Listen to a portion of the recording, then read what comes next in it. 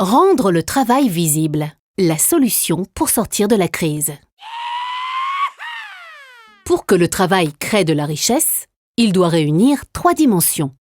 Une dimension subjective, car il est réalisé par des personnes qui s'investissent et qui s'épanouissent plus ou moins dans leur travail. Une dimension objective, car il produit un résultat. Et une dimension collective, car on travaille toujours en lien avec un collaborateur, un client ou un fournisseur.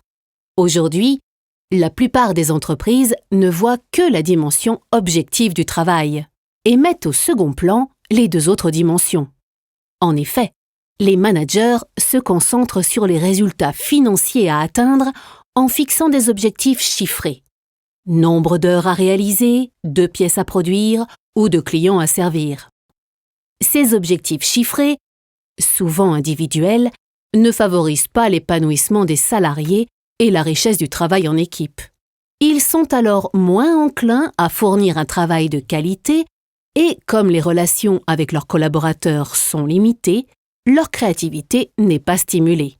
Une partie des capacités de l'entreprise est donc amputée.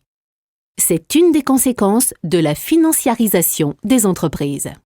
Pour compenser cette perte, les managers ont fixé des objectifs quantitatifs encore plus élevés. Un cercle vicieux s'est alors installé. Depuis quelques années, l'augmentation constante des objectifs a atteint un plafond. D'abord, parce que les capacités humaines sont limitées. Les salariés ne peuvent donc pas toujours travailler plus vite. Ensuite, parce que l'augmentation du rythme de travail risque de dégrader la qualité du travail produit. C'est cette mauvaise gestion du travail qui est la cause profonde de la crise économique de 2008. Il faut donc totalement repenser le management du travail en s'intéressant au travail réel des salariés.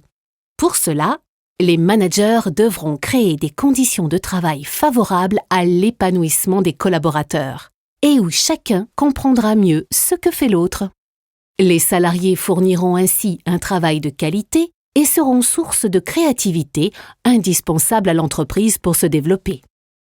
Enfin, il sera nécessaire de repenser l'organisation hiérarchique. Il faudra limiter les validations intermédiaires en donnant davantage de pouvoir décisionnel aux personnes qui créent de la richesse pour optimiser la qualité des prises de décision. C'est donc en redonnant au travail de la visibilité et en le replaçant au cœur de l'économie que l'on sortira de la crise.